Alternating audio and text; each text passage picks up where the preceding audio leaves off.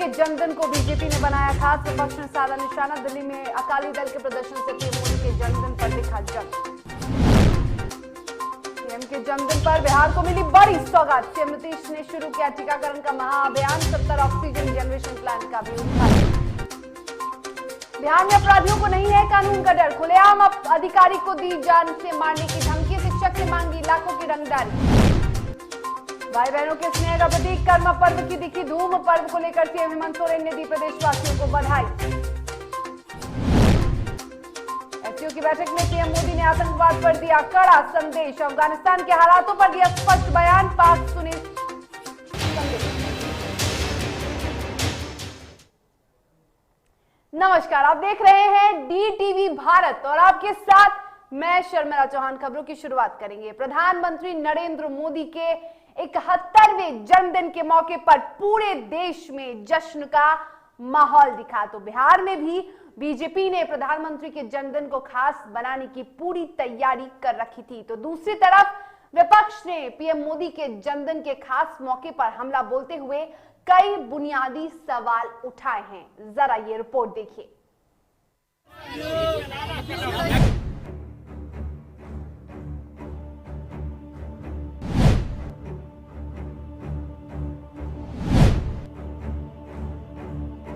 मोदी शरणं गच्छामि, मोदी शरणं गच्छामि, मोदी शरणं गच्छामि, मोदी।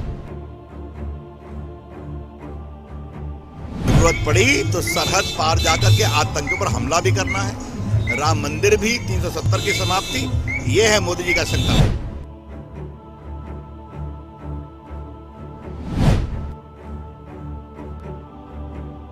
देश के प्रधानमंत्री नरेंद्र दामोदर दास मोदी 71 साल के हो गए, जिसको लेकर बीजेपी पीएम के जन्म दिवस को उत्सव के रूप में मना रही है।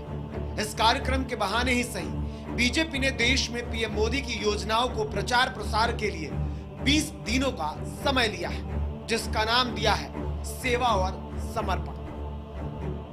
आज बड़ा ही पावन अवसर है और भारतीय जनता पार्टी के सर्वश्रेष्ठ नेता, देश के लोकप्रिय प्रधानमंत्री माननीय नरेंद्र मोदी जी का आज जन्मदिन है और भारतीय जनता पार्टी ने पूरे प्रदेश में, बिहार बीजेपी ने तय किया है कि हम पूरे प्रदेश में आज प्रत्येक जिला केंद्र पर, मंडल स्तर पर और बूथ स्तर पर भी व्यापक पैमाने पर सभी लोग मंदिर जा करके और वहाँ भगवान का पूजा अर्चना करके लंबी आयु की कामना करते हुए और वहाँ फल वितरण भी करेंगे, लड्डू वितरण भी करेंगे और यही कार्यक्रम आज यहाँ भी आयोजित किया गया है।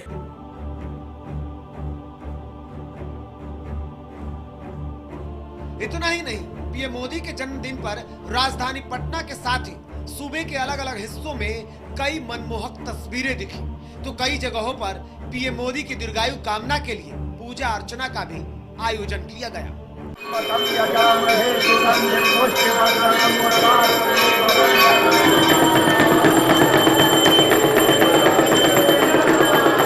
प्रधानमंत्री जी देश के गौरव है। उन्होंने अपने 7 साल की छोटी सी अवधि में जो देश का मान और सम्मान बढ़ाया है, गांव, गरीब, किसान, नौजवान, मजदूर, महिलाएं, सबकी उन्होंने चिंता की है। इसके कारण पूरे देश में एक उल्लास का वातावरण है।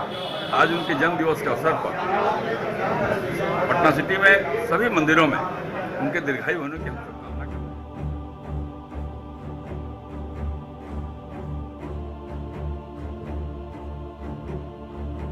वहीं जहां एक तरफ पीएम मोदी के जन्मदिन को बीजेपी खास बनाने में जुटी है, तो दूसरी तरफ देश में कई समस्याओं से जुड़ी बुनियादी सवालों को लेकर राजद ने पोस्टर लगाकर हमला बोला है। देखिए, आज सबसे पहले मैं नरेंद्र मोदी जी को बधाई देना चाहता हूं कि आज उनका जन्मदिन है और आज वो 71 साल के हो गए। लेकिन 71 साल में इस देश कम में जो इस 7-8 साल जो ये रहे हैं, देश की इतनी बुरी स्थिति हो गई है कि आज आज़ादी की पहले वाली स्थिति में हम लोग आ गए हैं। प्रधानमंत्री नरेंद्र मोदी के द्वारा सत्ता नहीं संचालित हो रही है, सत्ता संचालित हो रही है कॉरपोरेट जगत से संचालित हो रही है। उसके बड़े बड़े जो पूंजीपति हैं, अंबानी, अडानी के इशारे पर नरेंद्र मोदी चल रहे हैं। वहीं जहां एक तरफ पीएम मोदी के जन्मदिन पर राजद ने हमला बोला, तो दूसरी तरफ केंद्र सरकार द्वारा लाए गए 3 कृषि कानूनों के 1 साल पूरा होने पर कभी बीजेपी की सहयोगी रही शिरोमणि अकाली दल ने दिल्ली में प्रदर्शन किया और सरकार पर जमकर हमला बोला। आज दुख है कि 1 साल हो गया जितिया सरकार ਜਿਹੜੀ ਕਹਿੰਦੀ ਸੀ सबका साथ सबका विकास सबका विश्वास 17 सितंबर 2020 ਇਹਨਾਂ ਤਿੰਨਾਂ ਚੀਜ਼ਾਂ ਦੀ ਤਜਲਾ ਲਾਉਂਦੇ ਹੋਏ ਨਾ ਕਿਸਾਨਾਂ ਦਾ ਸਾਥ ਦਿੱਤਾ ਨਾ ਉਹਨਾਂ ਦੇ ਵਿਕਾਸ ਬਾਰੇ ਸੋਚਿਆ ਤੇ ਸਾਲ ਭਰ ਕੇ ਕਿਸਾਨ ਦੇ ਨਾਲ ਆਪਣੇ ਸਹਿਯੋਗੀ ਪਾਰਟੀਆਂ ਦੇ ਨਾਲ ਦਾ ਵਿਸ਼ਵਾਸਘਾਤ ਕੀਤਾ लेकिन ये सरकार पूरे देश के किसानों का विश्वासघात कर रही है। वापस करो, वापस करो। अब जो भी हो, लेकिन जहां एक तरफ बीजेपी पीएम मोदी के जन्मदिन के बहाने ही सही अपनी सरकार की उपलब्धियों को जन जन तक पहुंचाने की पूरी कोशिश कर जनता को लुभाना चाहती है, तो दूसरी तरफ विपक्ष भी इस मौके को खास बनाकर सरकार को घेरने की पूरी कोशिश कर रहा है। ऐसी तस्वीर जिसके बाद ऐसी तस्वीर खुद ब खुद बयां कर रही है कि देश में जन्मदिन पर जंग जारी है। Bureau report, DTV Bharat. और प्रधानमंत्री नरेंद्र मोदी के जन्मदिन के मौके पर पटना के बीजेपी कार्यालय में 71 दीपों से सुसज्जित कमल का फूल बनाया गया, जिसमें प्रधानमंत्री नरेंद्र मोदी को जन्मदिन की शुभकामनाएं दी गई। और इस कार्यक्रम में श्रम संसाधन मंत्री जीवेश मिश्रा, स्वास्थ्य मंत्री मंगल पांडे मौजूद रहे। इस दौरान बीजेपी के कई कार्यकर्ता भी मौजूद रहे।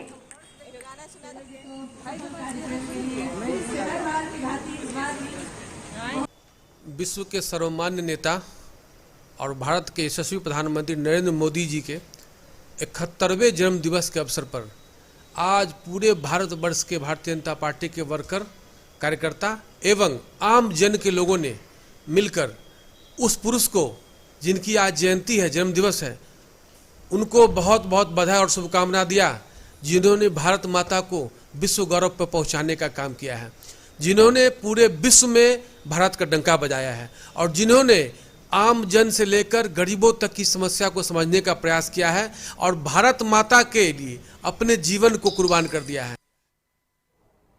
और वहीं जहां एक तरफ पीएम मोदी के जन्मदिन पर बधाइयों का तांता लगा रहा, तो दूसरी ओर मुख्यमंत्री नीतीश कुमार ने भी पीएम मोदी के जन्मदिन को खास बनाने के लिए पटना के कंकड़बाग स्थित पाटलिपुत्र स्पोर्ट्स कॉम्प्लेक्स में महा टीकाकरण अभियान 2 की शुरुआत की। और इसके साथ रिमोट के जरिए बिहार के विभिन्न अस्पतालों में बने 70 ऑक्सीजन जनरेशन प्लांट का भी उद्घाटन किया। इस मौके पर सीएम ने कहा कि प्रधानमंत्री नरेंद्र मोदी के जन्मदिन के अवसर पर बिहार में 30 लाख से अधिक लोगों को टीकाकरण का लक्ष्य रखा गया है, जिसे पूरा करना हमारा लक्ष्य है। उस मौके पर मुख्यमंत्री नीतीश कुमार ने प्रधानमंत्री नरेंद्र मोदी के लिए बधाई संदेश भी लिखा। सीएम नीतीश कुमार ने प्रधानमंत्री मोदी को मुफ्त वैक्सीन उपलब्ध कराने के लिए धन्यवाद देते हुए देश में वैक्सीनेशन का काम तेजी से चल रहा है और बिहार भी पीछे नहीं है, ये सारी बातें कही।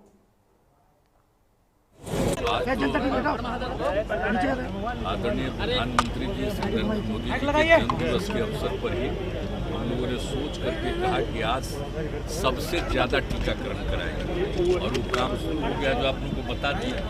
हम लोगों ने कहा 30 लाख से ज्यादा करेंगे। बताइए कितना टाइम मिलता है, 7 लाख से ज्यादा हो गया। तो हम लोगों का तो सोच लीजिए, स्वास्थ्य विभाग के सब लोग इस काम में लगे हुए हैं और बहुत अच्छे ढंग से शहरी क्षेत्र हो, ग्रामीण क्षेत्र हो, सब जगह पूरे बड़े पैमाने पर ये सब काम हो रहा बहुत अच्छे ढंग से। और लोगों में जागृति लाने की भी हर समय कोशिश की जाती है ताकि लोग सचेत भी रहें और आगे भी इस तरह का कोई खतरा नहीं। इसलिए और आज के अवसर पर तो मैं विशेष तौर पर पीएम मोदी के जन्मदिन पर बिहार में कोरोना वैक्सीनेशन अभियान का शुभारंभ सीएम नीतीश कुमार ने किया और इस दौरान मुजफ्फरपुर में टीकाकरण का महाअभियान के दिन गायघाट स्थित वैक्सीनेशन सेंटर में महज 150 वैक्सीनेशन कर कुछ ही घंटों में इसे बंद कर दिया गया। इसके अभाव में कई लोग बिना टीका लिए वापस लौट गए। इसका जायजा लिया मुजफ्फरपुर से डीटीवी भारत के संवाददाता रुपेश ने।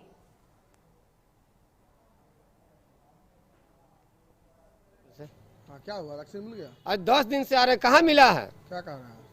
आज आइए, कल आइए, आते तो कहता कि नेट गया तो गया कहाँ?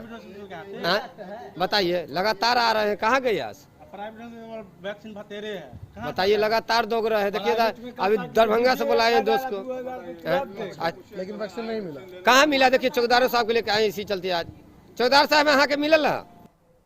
और पटना में जनता दल यूनाइटेड के प्रदेश कार्यालय में जनता दरबार का आयोजन किया गया, जिसमें बिहार सरकार के मंत्री अशोक चौधरी और मंत्री सुमित सिंह मौजूद रहे। जनता दरबार के बाद अशोक चौधरी ने कहा कि प्रधानमंत्री का जन्मदिवस है, जिसको लेकर हम टीकाकरण अभियान चला रहे हैं और प्रदेश में 30 लाख लोगों को टीका देने का लक्ष्य रखा गया है। वहीं कांग्रेस द्वारा बेरोजगारी दिवस मनाने को लेकर उन्होंने कहा कि पार्टियों का अपना अपना स्टैंड है। धारदार बनाने के लिए माननीय राष्ट्रीय अध्यक्ष अपने तरीके से अब चीज़ों को देख रहे हैं और अपने तरीके से उसका निदान करने का रास्ता निकाल रहे हैं। अभी झारखंड में प्रदेश अध्यक्ष बनाए गए, नॉर्थ ईस्ट में कमेटी बनी है, तो हर जगह पूरे देश में कैसे हमारी पैठ बढ़े और कैसे हम और चौक चौबंद होकर के अपनी बातों को जनता के बीच ले जा सकें, संगठन कैसे और धारदार हो, इस पर अपनी बैठक कर रहे हैं और नए तरीके से संगठन को धारदार बनाने का प्रयास अपने तरीके से करने का प्रयास कर रहे हैं। बिहार में बालू माफियाओं का आतंक इस कदर बढ़ गया है कि अब बालू माफिया अधिकारियों को ही धमकी देने लगे हैं। जी हां, सारण में कुछ ऐसा ही मामला सामने आया, जहां पहले तो बालू माफियाओं ने पुलिस की पिटाई की थी, वो वीडियो भी वायरल हुआ था और इस पर डीटीवी भारत ने इस खास खबर को भी दिखाया था। लेकिन अब सारण के एमवीआई को ही जान से मारने की धमकी दे दी गई। तो बता दें कि बिहार में बालू माफियाओं का आतंक चरम पर है और अब ताजा मामला सारण जिले का है, जहां बालू माफियाओं ने परिवहन विभाग के मोटरयान निरीक्षक संतोष कुमार को जान से मारने की धमकी दी है। बालू माफिया गाड़ियों को जब्त करने से नाराज थे। पीड़ित अधिकारी संतोष कुमार ने इसको लेकर नगर थाना में प्राथमिकी दर्ज कराते हुए अपने जानमाल की सुरक्षा की गुहार लगाई है। बालू गाड़ियों की छापेमारी करके शाम में हम लोग 5:30 बजे यहाँ पहुंचे थे। 5:40 में एक मोबाइल से धमकी आई और कहा गया कि जो कार्रवाई कर रहे हो हमारे घर पे आके उसका अंजाम भोगो। इस संबंधित एक हम FIR नगर थाना छपरा में दर्ज किए हैं। आगे पुलिस अपनी कार्रवाई कर रही है। और सिवान में अपराधियों ने सेवानिवृत्त शिक्षक से 20 लाख रुपए की रंगदारी की मांग की। घटना दौरांदा थाना क्षेत्र के रुकुंदीपुर गांव की है। रुकुंदीपुर गांव निवासी सेवानिवृत्त शिक्षक राघव प्रसाद के दरवाजे पर अपराधियों ने बम से हमला कर उन्हें धमकाने की कोशिश की, जिससे थोड़ी देर के लिए उस पूरे इलाके में अफरा तफरी का माहौल हो गया। रंगदारी की मांग करते हुए अपराधियों ने लिखा कि यदि 20 लाख रुपए नहीं मिले तो घर के चारों ओर लगाए गए बम को विस्फोट कर दिया जाएगा। फिलहाल पुलिस मामले की तहकीकात में जुटी है। ये बताइए, घटना क्या हुआ आपके साथ? रात करीब 8:20 में गोली बम फूटा है जी घर में, बरामदा में जी। और उसके बाद 303 का गोली और एक ठो चिट्ठी रखा हुआ है जिसमें 20 लाख रुपया की मांग की गई। गोली बरामद हुआ है? गोली बरामद हुआ है। पुलिस आई थी कि नहीं? अभी पुलिस आई थी जी। थाने में आवेदन दिए हैं? अभी आवेदन नहीं दिए हैं। क्या मतलब मामला क्या लग रहा है? मामला षड्यंत्र कुछ लग रहा है। चलिए, खबरों में वक्त हो चला है एक छोटे से ब्रेक का। ब्रेक के बाद खबरों के साथ जल्द हाजिर होंगे।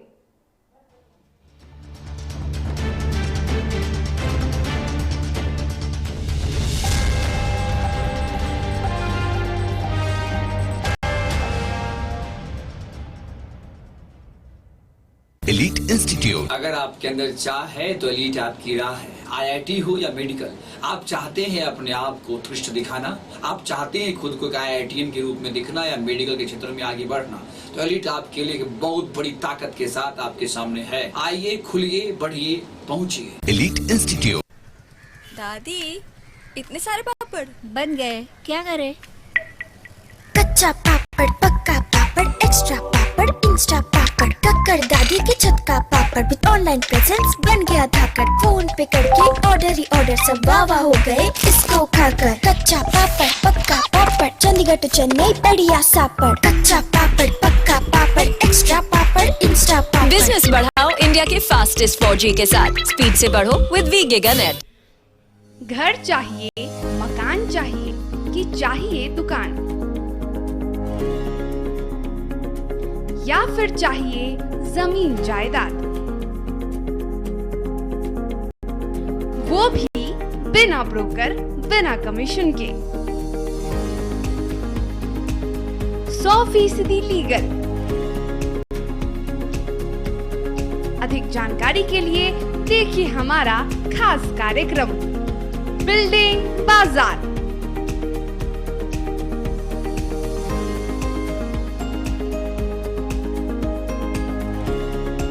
Finance expert engineer Madan Gupta के साथ सिर्फ DTV भारत पर, शनिवार और रविवार रात 8:30 बजे।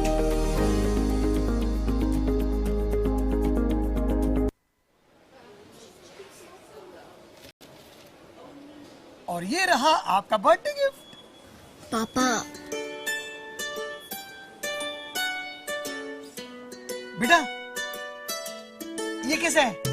ये दुनिया क्यों न समझे, मेरी दुनिया बदल गई।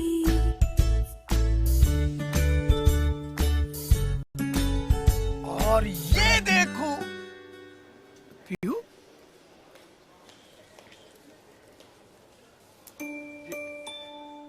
पीहू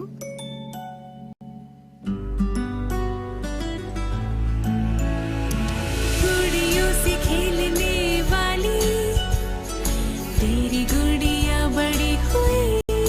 बच्चे कब बड़े हो जाते हैं पता ही नहीं चलता। थोड़ा बड़प्पन दिखाइए। रहो सेफ सैनिटरी पैड से खुद को स्वस्थ और सुरक्षित रखने में इनका साथ निभाइए। सर छुट्टी चाहिए थी। क्यों? गांव के सारे घर कच्चे थे, बाढ़ में ढह गए, मेरा भी। Good morning sir. देखिए बुनियाद भी पक्की, आपका नया घर भी पक्का, सालों साल चलेगा सर। ठीक है, ले लो छुट्टी।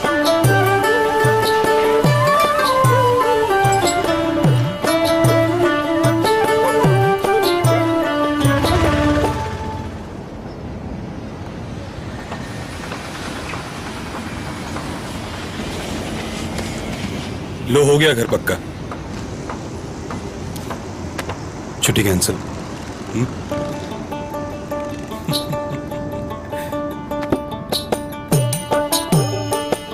सच्ची खुशी वही होती है जिसकी बुनियाद दूसरों की खुशी में हो। कोणार्क, खुशियों की बुनियाद। अबे गुड।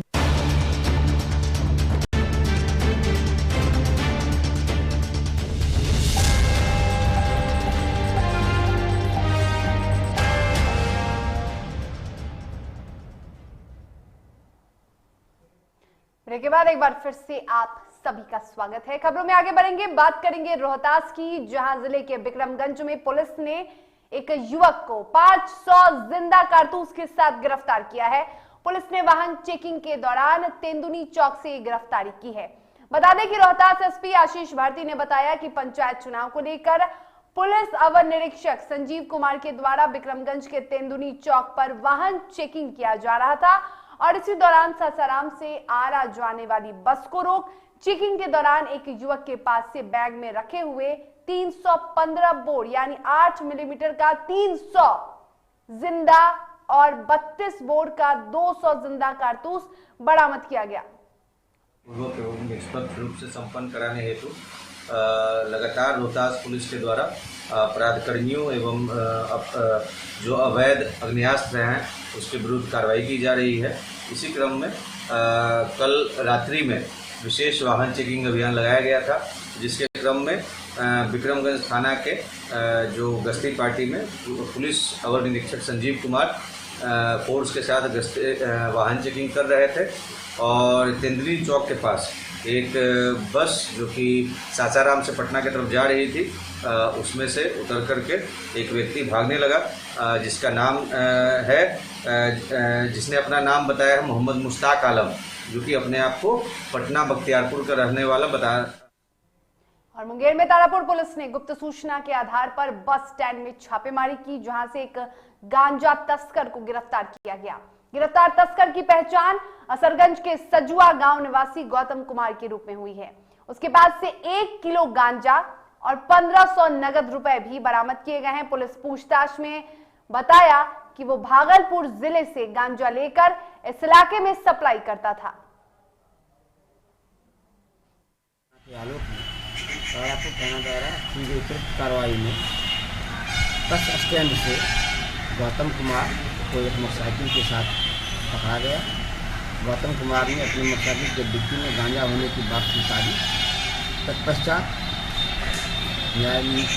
मजिस्ट्रेट की प्रतिनियुक्ति की गई और मजिस्ट्रेट के समक्ष मोटरसाइकिल और गौतम कुमार की तलाशी ली गई तो मोटरसाइकिल के डिक्की से 1 केजी गांजा बरामद हुआ। साथ ही उसके पॉकेट से एक मोबाइल और 1500 रुपया बरामद हुआ। बगहा के धना थाना क्षेत्र के पीपरपाती गांव से 3 अवैध हथियार के साथ एक व्यक्ति को पुलिस ने गिरफ्तार किया है। वहीं इस पूरे घटनाक्रम की तस्वीर भी वायरल हो रही है। जानकारी के मुताबिक पुलिस ने घर से आरोपी को गिरफ्तार किया है। तो बगहा में हथियार के साथ आरोपी को गिरफ्तार किया गया और तस्वीरें देखिए किस तरह से आरोपी की ये तस्वीर वायरल हो रही है। अवैध हथियार के साथ पुलिस ने गिरफ्तार किया है। और बेगूसराय में तेजी से वायरल हो रहा है एक वीडियो प्रशासनिक व्यवस्था पर बड़े सवाल खड़े कर रही है। साथ ही शिक्षा के मंदिर में भी अपराधियों के अड्डे का खुलासा हो रहा है। वायरल वीडियो बेगूसराय के जीडी कॉलेज की बताई जा रही है। वीडियो में साफ तौर पर देखा जा रहा है कि किस तरह से 3-4 युवकों के द्वारा हथियार को लहराते हुए एक युवक की बेरहमी से पिटाई की जा रही है और इस दौरान युवक रहम की भीख मांगता नजर आ रहा है, लेकिन युवकों को जरा भी उन पर दया नहीं आ रही है। हालांकि डीटीवी भारत इस वायरल वीडियो की पुष्टि नहीं करता है।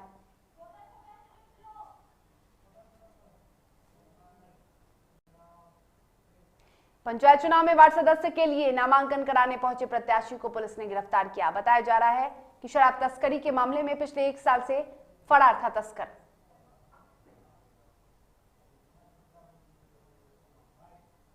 जो प्रत्याशी आया था राम प्रकाश मांझी तथा अवधेश मांझी, ये ग्राम पंचायत दुर्गापुर के लिए वार्ड नंबर 8 के लिए ग्राम पंचायत सदस्य के लिए नामांकन कक्ष में आया था। इसी दौरान थानाध्यक्ष को सूचना मिली कि वो यहाँ पे आया हुआ, और चूँकि वो थाना कांड संख्या 200/20 संग्रामपुर थाना के वांटेड जो है वो अभियुक्त थे, इसकी वजह से नामांकन के उपरांत पुलिस के अभिरक्षा में उनको थाना भेज दिया। और मुजफ्फरपुर से एक मामला सामने आया जहां एक बैंक खाते में लगभग 52 करोड़ रुपए से अधिक की राशि अचानक आ गई, जिसको लेकर इलाके में चर्चा का विषय बन गया। जिनके खाते में राशि आई है वो अपनी खुशी का इजहार भी नहीं कर पा रहे। मामला जिले के कटरा थाना क्षेत्र का है। 52 करोड़ रुपया है हमरा खाता पर। खुशी हाँ की चाहे छी सरकार से तो चाहे छी कुछ लाभ हो के चाहे। कौन बैंक में खाता रहा था?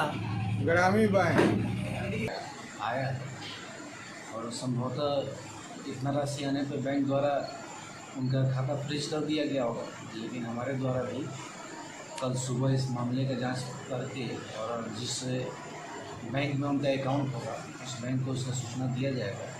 और बक्सर के नावानगर में यूरिया की किल्लत से परेशान है किसान। हालांकि नावानगर इफ्को बाजार में 2 दिन पहले यूरिया पहुंची थी, लेकिन इफ्को बाजार से यूरिया नहीं मिलने से आक्रोशित किसानों ने इफ्को बाजार के पास NH 120 को 2 घंटे तक जाम रखा।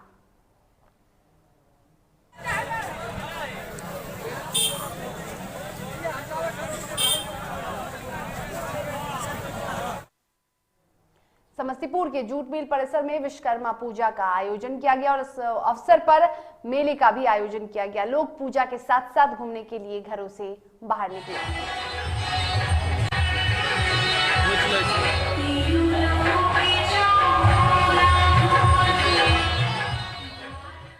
चलिए अब नजर डालते हैं बिहार के साथ अब झारखंड की खबरों पर।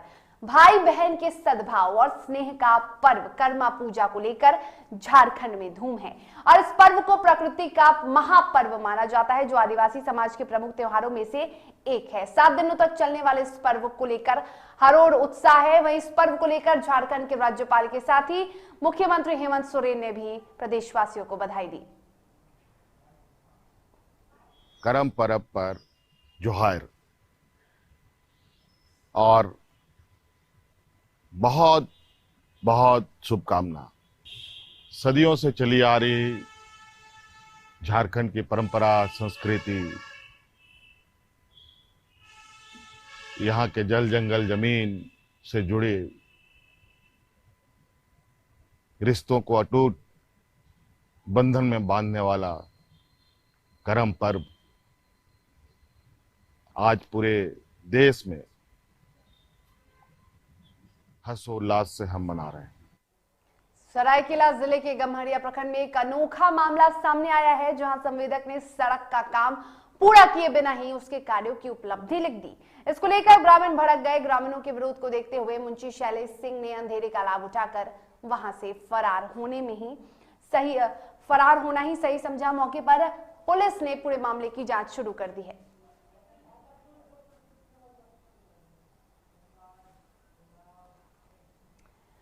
शंघाई सहयोग संगठन यानी एससीओ की सालाना बैठक का आयोजन तजाकिस्तान की राजधानी दुशांबे में हुआ, जिसे प्रधानमंत्री नरेंद्र मोदी ने वर्चुअली संबोधित किया। पीएम ने अपने संबोधन में कहा कि भारत और एससीओ के लगभग सभी देशों में इस्लाम से जुड़ी संयमित, सहिष्णु और समावेशी संस्थाएं और परंपराएं हैं। एससीओ को इनके बीच एक मजबूत नेटवर्क विकसित करने के लिए काम करना चाहिए। साथ ही पीएम ने एससीओ के कार्य की प्रशंसा की। सबसे पहले मैं राष्ट्रपति रहमोन को एससीओ काउंसिल की सफल अध्यक्षता के लिए बधाई देता हूं। ताजिक प्रेसिडेंसी ने चुनौतीपूर्ण वैश्विक और क्षेत्रीय माहौल में इस संगठन का कुशलता से संचालन किया है। ताजिकिस्तान की आजादी की 30वीं वर्षगांठ के इस वर्ष में मैं पूरे भारत की ओर से सभी ताजिक भाई बहनों को और राष्ट्रपति रहमोन को बहुत बहुत बधाई और शुभकामनाएं देता हूं। और इसी के साथ खबरों के सफर में फिलहाल इतना ही। तब तक के लिए मुझे दीजिए इजाजत, लेकिन आप स्वस्थ रहिए, सुरक्षित रहिए और देखते रहिए DTV भारत। नमस्कार।